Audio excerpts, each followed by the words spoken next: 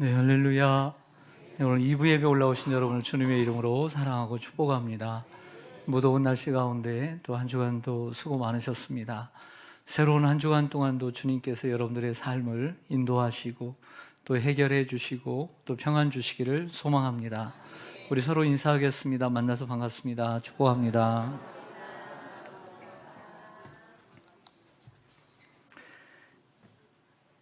모든 경기에는 보통 전반전과 후반전이 있듯이 에베소서도 전반부와 후반부로 나뉘게 됩니다.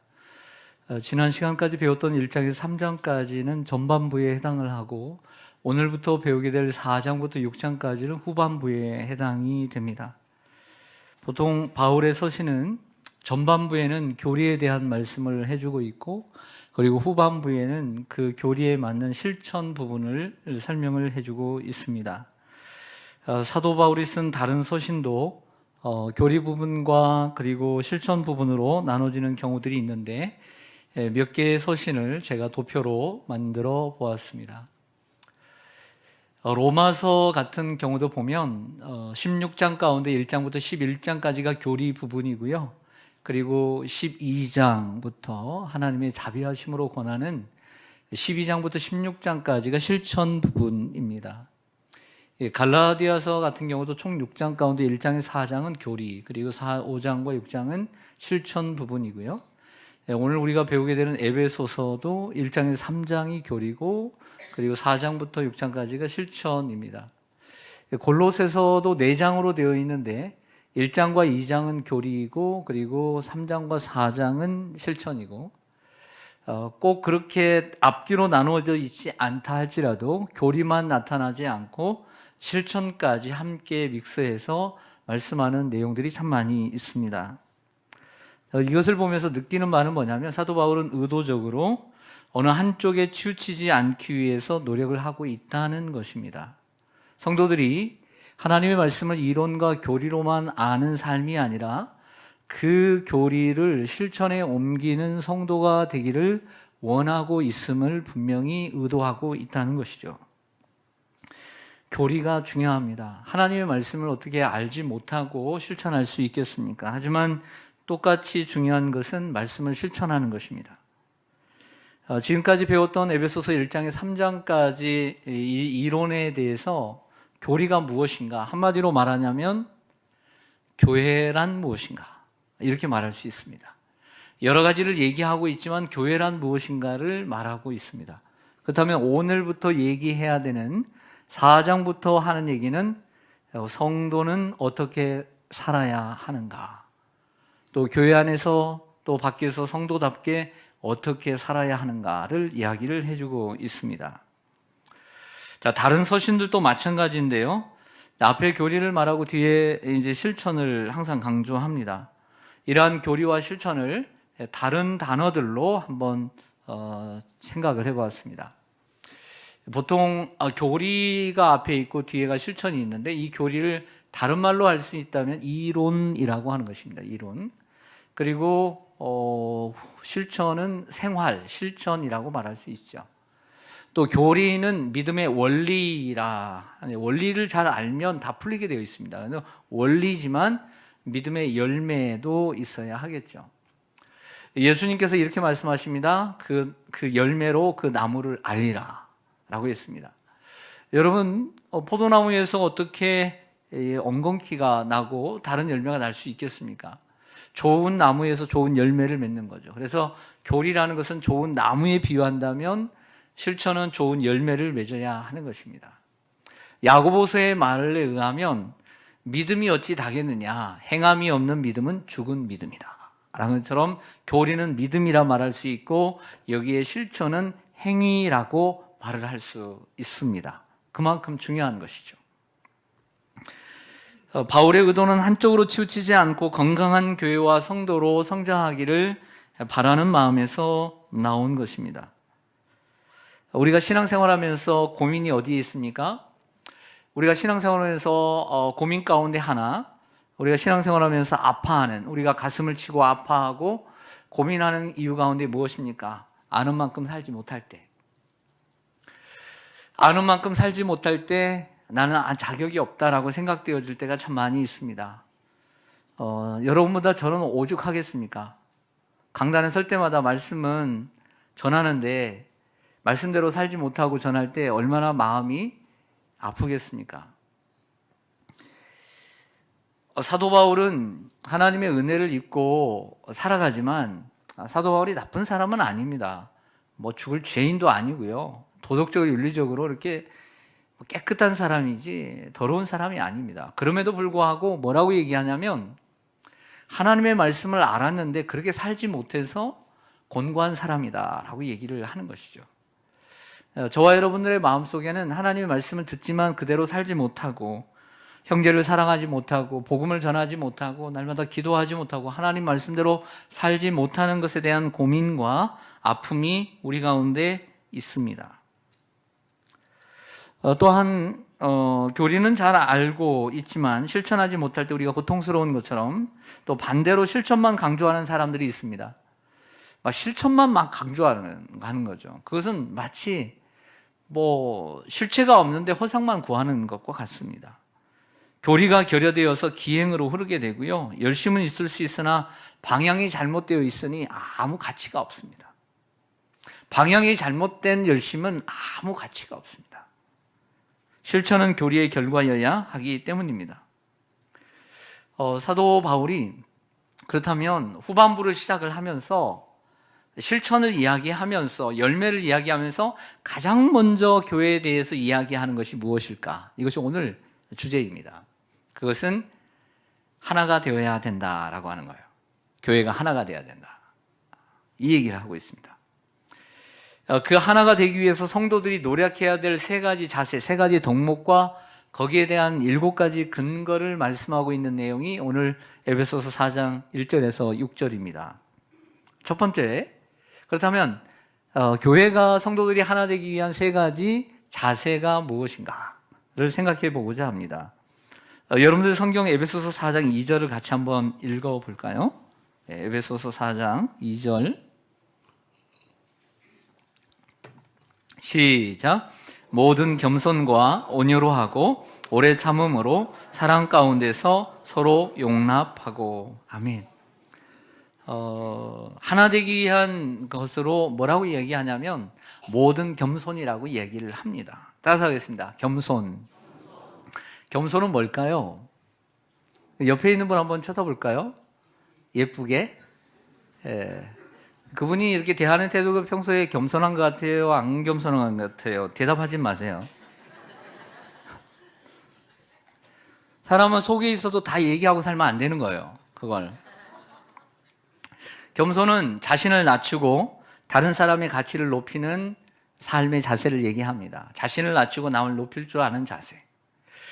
겸손은 자신의 특권보다는 타인의 관심과 문제에 주의를 기울이는 자세를 의미합니다. C.S. 루이스는 순전한 기독교라고 하는 책에서 겸손을 이렇게 정의하기도 했습니다. 겸손이란 자기를 낮추는 것이 아니라 자기를 작게 생각하는 것이다 라는 표현을 썼습니다. 그 말이 그 말 같지만 조금 우리가 음미해 볼 만한, 자신을 낮추는 것이 아니라 자신을 작게 생각하는 것이다 라고 했습니다. 여러분들, 인간은 근본적으로 교만합니다. 인간은 사단에게 유혹을 당한 순간부터 교만하게 되어 있습니다. 그리고 우주의 중심을 자기 중심으로 둡니다. 자신의 중심, 우주의 중심으로 자신을 두고 생각하는 이런 교만한 존재이므로 예수를 믿고 난 후에는 겸손해질까요? 그렇지 않습니다. 자기 중심적인 교만에서 쉽게 벗어나기가 어렵습니다. 예수를 믿으면 겸손해지는 것이 아닙니다. 그러므로 자신이 그렇다면 어떻게 겸손해질 수 있는가? 날마다 죽어야 합니다. 날마다 죽지 않으면 교만은 우리 밭에, 여러분들의 이 텃밭에서 올라나오는 쇠비림처럼 정말 그 풀과처럼 매일매일 쏟아져 올라오는 것이 우리의 교만입니다. 우리가 에베소서 2장 1절에서 암송했듯이 우리가 날마다 겸손하기 위해서는 우리의 본체를 봐야 합니다. 우리는 허물과 죄로 완전히 죽었던 존재입니다. 이 세상 풍조를 따르고 공중의 권세 잡은 자를 따르고 본질상 진노의 자녀였습니다. 전에는 우리도 육체의 마음을 따라 행하며 육체의 욕심을 따라 행하는 진노의 자녀였습니다.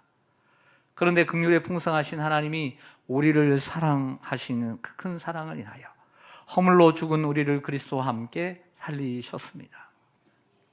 허물과 죄로 완전히 죽은 존재인 우리를 하나님의 그 크신 사랑과 그리스도의 은혜로 구원받은 것을 날마다 묵상할 때 우리는 겸손할 수 있습니다. 그걸 묵상하지 못하면 겸손은 저 풀처럼 매일매일 쏟아져 올라옵니다. 그러므로 우리는 하나님 앞에서 겸손해야 합니다. 하나님 앞에 겸손하지 않는 자는 사람 앞에 절대 겸손할 수 없습니다. 베드로전서 5장 6절 말씀 보시면요, 그러므로 하나님의 능하신 손 아래서 겸손하라. 때가 되면 너희를 높이시리라. 아멘. 하나님 앞에서 자신을 낮출 때 사람 앞에서 자신도 낮출 수 있는 것입니다. 사람 앞에 낮추지 못하는 것은 하나님 앞에 철저하게 자신을 낮추지 않았기 때문에 그런 것입니다. 교만은 분열을 일으키고 공동체를 무너뜨리지만 겸손은 연합을 이루고 공동체를 세우는데 큰 역할을 합니다. 잠언서 18장 12절 말씀을 같이 한번 읽어볼까요? 시작. 사람의 마음의 교만은 멸망의 선봉이요 겸손은 존귀의 길잡이니라. 아멘. 우리의 삶의 아픔이 어디 있습니까? 하나 되지 않는 데 있습니다. 가족의 아픔이 어디 있습니까? 하나 되지 않는 데 있습니다. 직장 생활의 아픔이 어디 있습니까? 하나 되지 않는 데 있습니다. 교회 생활의 아픔이 어디 있습니까? 하나 되지 않는 데 있습니다. 하나 되지 않을 때 아픔이 있죠. 그깟 두세 명 가족밖에 되지 않는데도 불구하고 왜 아파합니까? 두세 명인데도 하나 되지 않기 때문에 아파하는 것입니다. 그런데 왜 하나 되지 않습니까? 그것은 바로 교만 때문입니다. 교만은 분열을 일으키고 공동체를 무너뜨리죠. 그래서 교만은 멸망이고 겸손은 존귀의 길잡이라고 했습니다. 여러분 너무 유명하지만 그래도 한번 들어주시기 바랍니다. 기독교의 사상가 가운데 하나인 어거스틴이 아주 유명한 겸손의 예화가 있습니다. 하루는 제자들이 이렇게 묻습니다. 스승님, 그리스도인에게 있어서 최고의 덕목은 무엇입니까? 그랬더니 첫째는 겸손이다. 그냥 겸손이라고 대답했으면 둘째를 안 물었을 거 아니에요. 근데 첫째는 겸손이다 이렇게 얘기하니까 제자들이 뭐라고 물었겠어요? 둘째는 무엇입니까? 이렇게 묻게 되죠. 그랬더니 둘째도 겸손이다 라고 대답을 하더래요. 그래서 우리는 3세번이잖아요. 그래서 셋째는 무엇입니까? 그랬더니 셋째도 겸손이다 이렇게 대답을 하더랍니다. 근데 여기 이야기가 여기서 끝난 게 아니에요. 이번에는 제자들이 다르게 질문을 합니다. 그러면 겸손의 반대는 무엇입니까? 여러분 무엇일까요? 그렇죠. 교만이다 라고 그랬더니 제자들이 다시 질문을 던졌습니다. 선생님, 그렇다면 교만이란 무엇입니까? 어거스틴이 이렇게 대답했습니다. 나는 지극히 겸손하다고 생각하는 것, 그것이 교만이다. 성도 여러분, 겸손한 사람은 자기 입으로 자신을 겸손하다고 말하지 않습니다.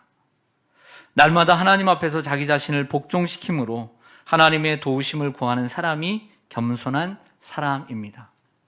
하나님 앞에 기도하면서 자신의 예수님처럼 자신의 뜻보다는 내 뜻이 있어요. 하지만 하나님의 뜻이 있을 때 하나님의 뜻 앞에 자신의 뜻을 복종시키는 사람이 참으로 겸손한 사람인 거예요. 우리의 생각이 있어요. 그러나 하나님의 말씀 앞에서 하나님의 말씀이 선포되고 하나님의 말씀이 쓰여져서 나에게 들려질 때 나의 생각이 있지만, 나의 판단이 있지만 하나님의 말씀 앞에서 내 생각을 내려놓고 하나님의 생각에 순종하는 것, 이것이 진정한 겸손이에요. 사람들 앞에 고개를 숙이고 사람들 앞에 겸손하게 힘없는 척 하는 것이 겸손이 아니에요. 성경이 말하는 겸손이란 사장님 앞에서는 다 겸손해요. 나 월급 주는 사람 앞에서는 겸손하게 돼 있어요. 그것은 일부적인 겸손이지 전체적인 겸손이 아니에요. 성경이 말하는 겸손이란 예수님처럼 하나님의 본체이시지만 자신의 뜻이 있지만 하나님의 뜻 앞에 복종시키는 것, 자신의 생각이 있지만 하나님의 말씀 앞에 자신의 생각을 내려놓고 하나님의 생각대로 순종하는 것, 이것이 진정한 겸손이에요. 저는 여러분들이 겸손하게 되기를 원합니다. 하나 되기 위한 두 번째 자세는 온유라고 얘기합니다. 따라가겠습니다. 온유. 온유는 타인을 거칠게 대하지 않고 친절하게 대하는 자세를 의미합니다. 온유는 온순이나 양순과는 다른 의미입니다. 약함을 의미하지 않습니다. 자신의 권리가 있지만 자기 주장을 하지 않고 남을 배려하는 따뜻한 자세를 의미합니다. 이런 자세에는 강압적으로 무언가를 요구하는 완력이 아닌 상대의 마음을 깊이 공감하는 긍휼이 배어 있습니다. 그리고 상대를 가혹하게 대하기보다 부드럽게 격려하는 모습으로 드러납니다. 이러한 온유는 지나친 일을 강요하며 자신이 해결해야 할 문제를 상대에게 떠맡기는 게 아니라 스스로 본을 보이면서 상대가 함께 열심히 일할 수 있도록 도와주는 자세, 이것이 바로 온유라고 할 수 있습니다. 근데 근본적으로 헬라어에서 쓰는 온유의 근본적인 어원을 보면요, 여러분들 길들이지 않은 말 있죠? 이 야생마, 정말 강하고 자기 멋대로인 이 야생마가 길들여져서 주인 앞에 서는 태도, 이것이 온유입니다. 그러니까 온유는 힘이 없는 상태가 아니라 힘도 있고 강하지만 그 주인 앞에서 온순한 모습이죠. 힘이 없는 것이 온유가 아닙니다. 주인의 지배 아래 통제되어지는 것, 컨트롤되어지는 것, 이것이 바로 온유입니다. 여러분들 요즘 분노가 얼마나 많이 있습니까? 불안해서 다니기도 쉽지 않고 산책을 나가기도 쉽지 않고 등산을 가기도 쉽지 않습니다. 사람들의 마음속에는 분노가 들끓고 있습니다. 그걸 참지를 못합니다. 어디서 누가 이렇게 해서 시끄럽다고 하니까 칼을 들고 왔습니다. 또 큰 소리를 치니까 찔러버립니다. 참지를 못합니다. 여러분들 함부로 대들지 마십시오. 그냥 참으십시오. 요즘 큰일 날 수 있습니다. 사람들이 온유하지를 못해요. 참지를 못해요. 층간소음이 있더라도 조금 한 번 더 참으십시오. 쪼르륵 달려가지 마십시오. 부드럽게 하십시오. 더 그러면 더 맛있는 건 한 번 더 갖다 주십시오. 그러면 더 나아지지, 가서 소리친다고 항의한다고 나아지지 않습니다. 사람들의 마음이 그만큼 강팍해요. 그냥 케이크 하나 갖다 주세요. 빵 하나 사다 주세요. 잘 봐달라고.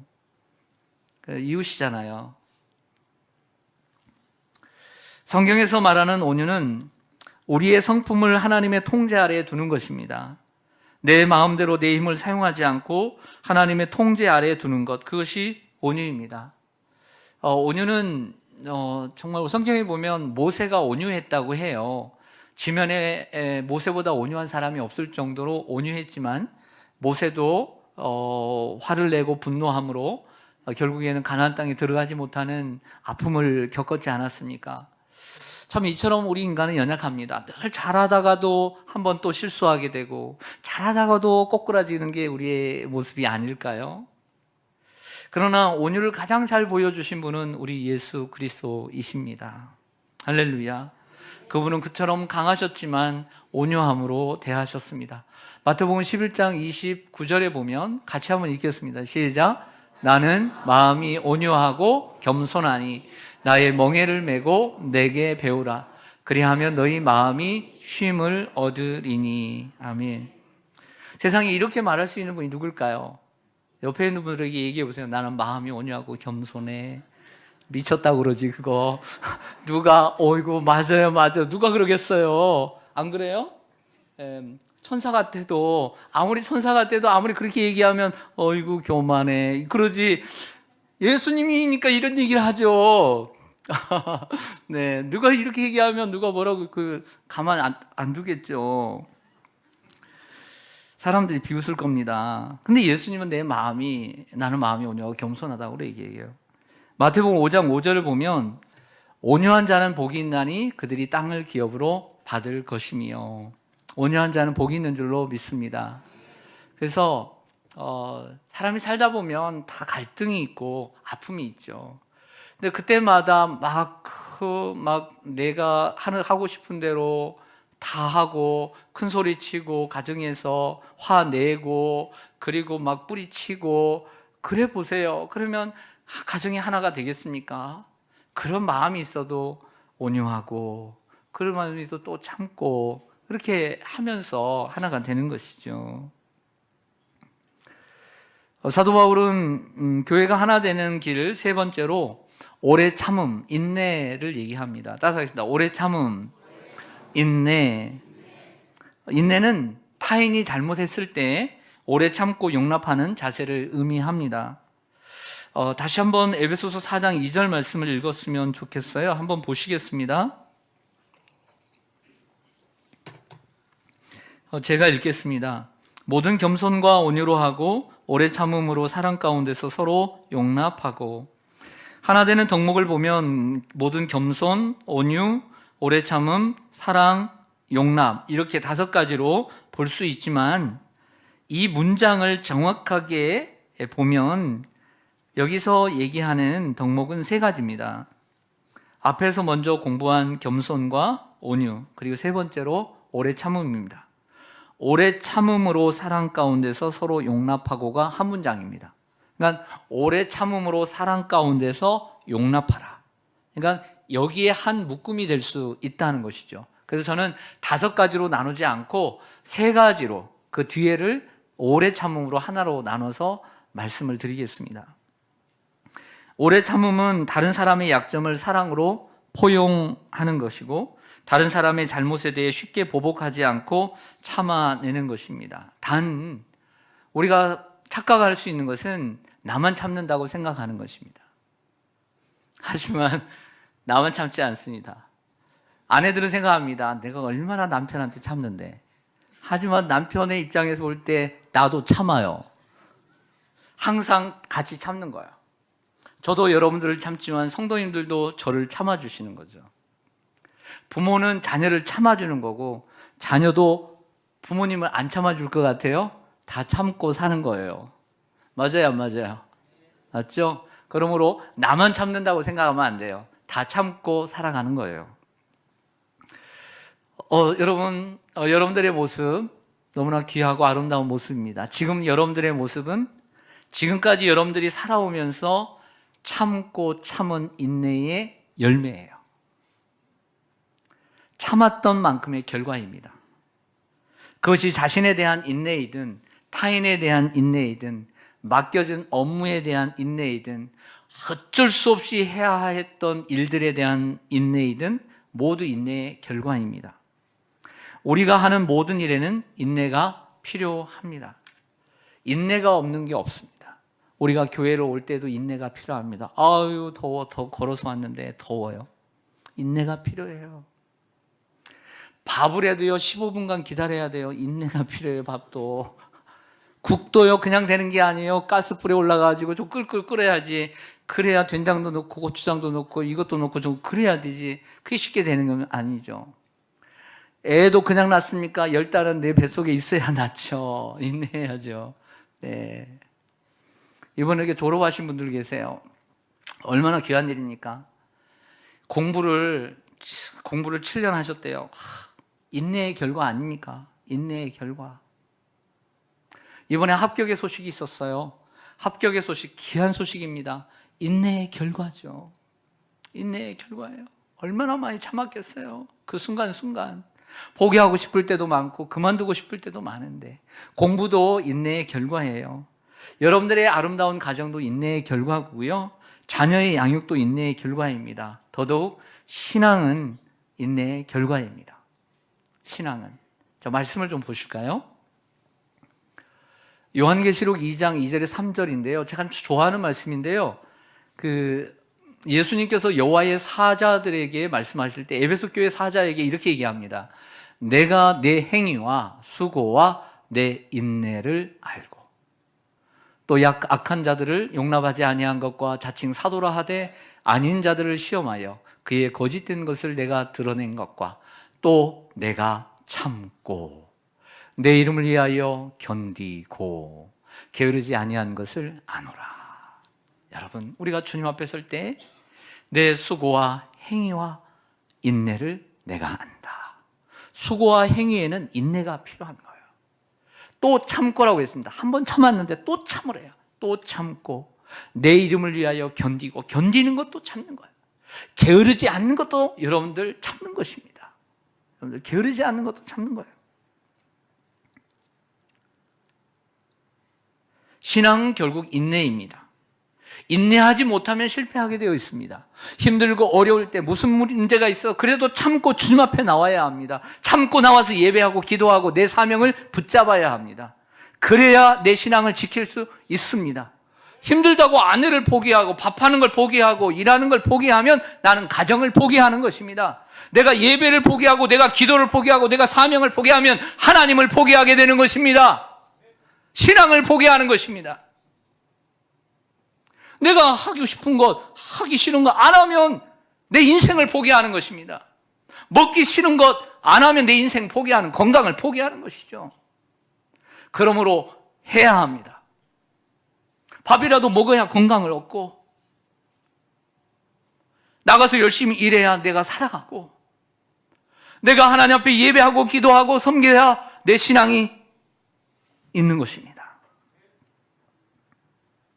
환난은 인내를, 인내는 연단을, 연단은 소망을 낳습니다. 우리는 그러면 어떻게 인내해야 합니까? 믿음의 주요 온전케 하시는 예수를 바라보며 인내해야 합니다. 그 앞에 있는 십자가를 보면서도 그 십자가 너머에 있는 영광, 기쁨을 위하여 그 부끄러움을 참으신 예수 그리스도를 생각하며 우리도 예수님의 십자가를 묵상하며 나를 위해서 십자가에서 고난당하신 예수님을 묵상하며 우리도 고난을 이기며 참아야 합니다. 여러분, 이렇게 한번 생각해 보죠. 우리의 가정과 우리의 교회와 우리의 사회의 삶에 겸손이 없고 온유가 없고 인내가 없다면 어떻게 될까요? 자기 잘났다고 아주 아빠는 아빠대로 엄마는 엄마대로 지 자식들은 또 자식들대로 자기가 잘났다고 하면 그 가정 어떻게 될까요? 네? 교만하면. 그리고 서로를 대할 때 부드러운 자세도 없고 온유한 자세도 없고 부드러운 자세도 없고 막 시끄럽고 막 싸우고 막 집이 막 밥 한 번 먹을 때 난리치고 그러면 어떻게 될까요?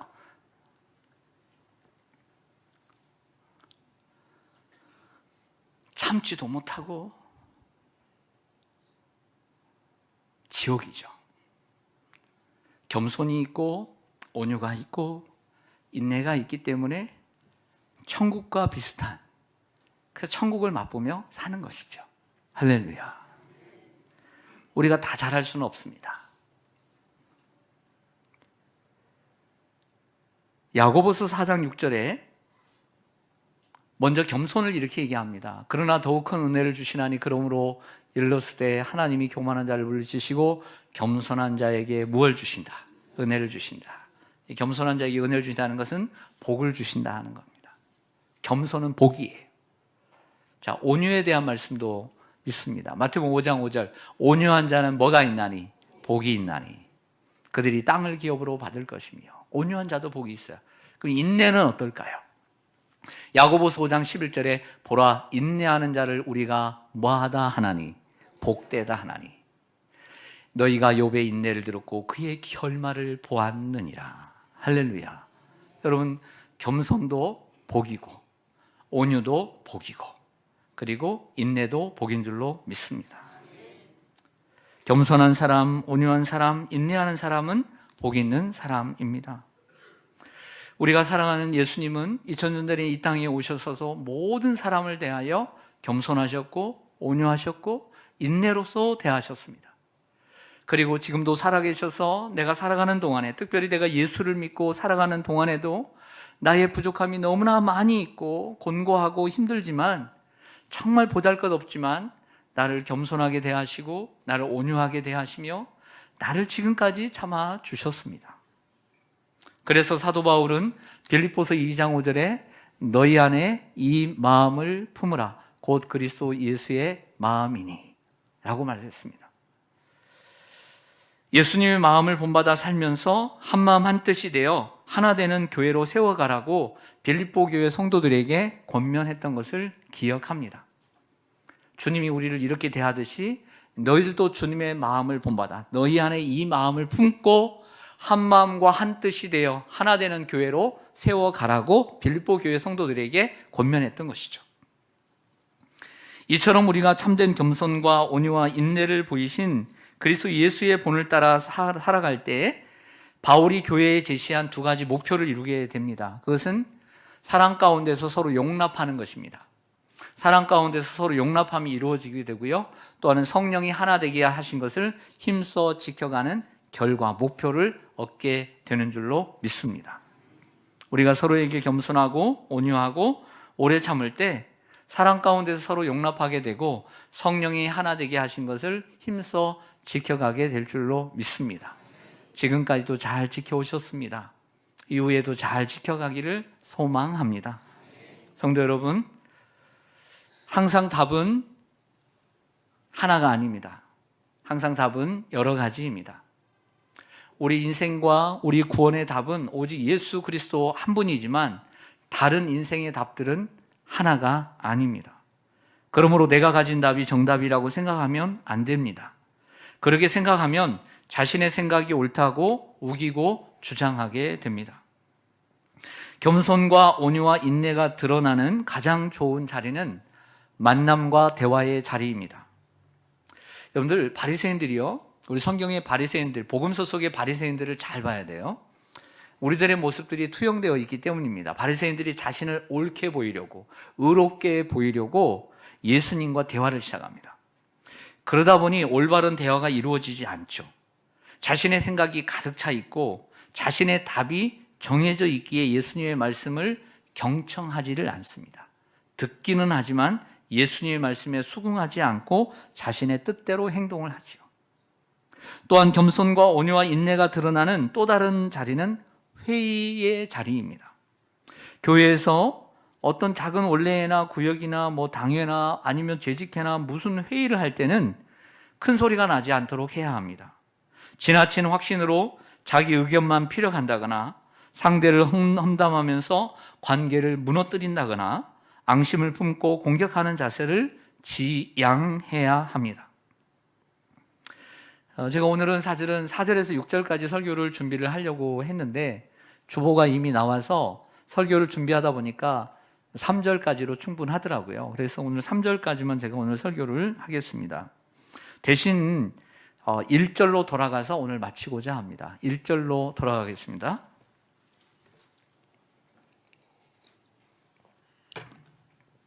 그러므로 주 안에서 갇힌 내가 너희를 권면하노니 너희가 부르심을 받은 일에 합당하게 행하여. 아멘.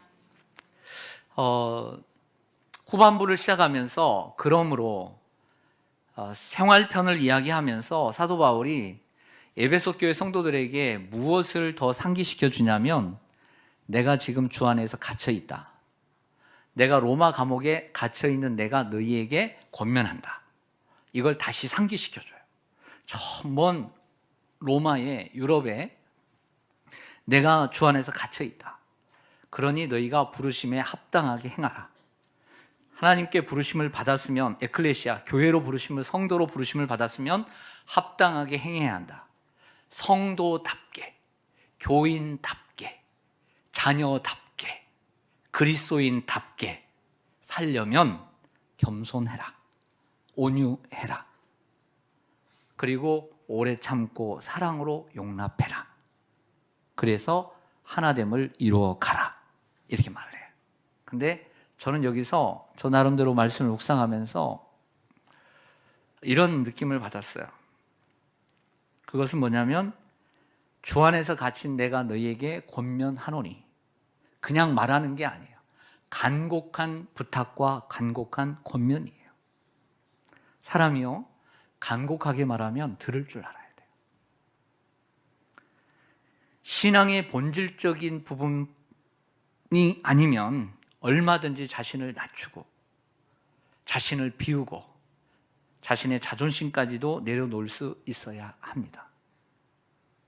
근데 요즘 보면 자신의 주관들이 너무나 강하고 생각이 너무 강해서 굽히지 않고 완고한 사람들이 많습니다.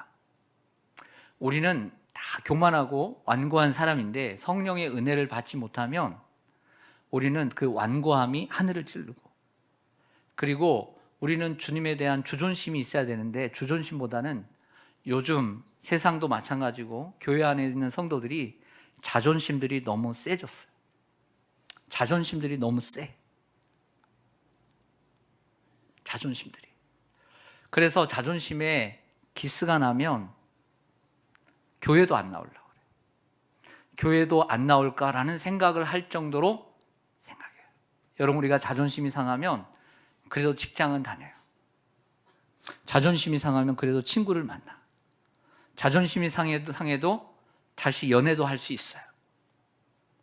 자존심이 상해도 그래도 동호회는 가. 근데 자존심이 상하면 교회를 떠나려고 그래.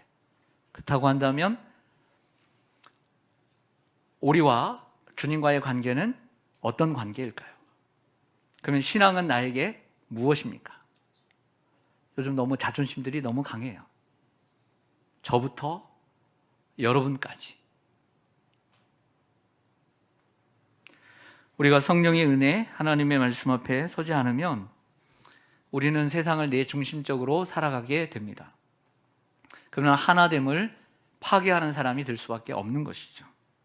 겉으로는 하나됨처럼 보이지만 그 안에 있는 모든 것들이 정말 하나 되어서 진심으로 하나 된다는 것과는 의미가 다른 것입니다. 사랑하는 성도 여러분, 오늘 바울이 처음 그 노구의 몸으로 60이 넘은 나이에 로마 감옥에서 외치는 그 외침을 제가 소리를 이 시간 치고 싶을 수도 있어요. 치고 싶어요. 하지만 친다고 해서 되는 건 아니니까 사람이 말하면 들읍시다. 간곡하게 말하면 들읍시다. 하나님이 말씀하시면 들으려고 합시다. 할렐루야. 하나님 앞에서 상대의 말을 겸손하게 경청하고 온유하게 대답하고 인내로 사랑 가운데서 서로 용합함으로 하나됨을 힘써 지켜가는 우리 시온산교회와 성도님들 되시기를 주님의 이름으로 간절히 축원합니다. 아멘. 기도하겠습니다.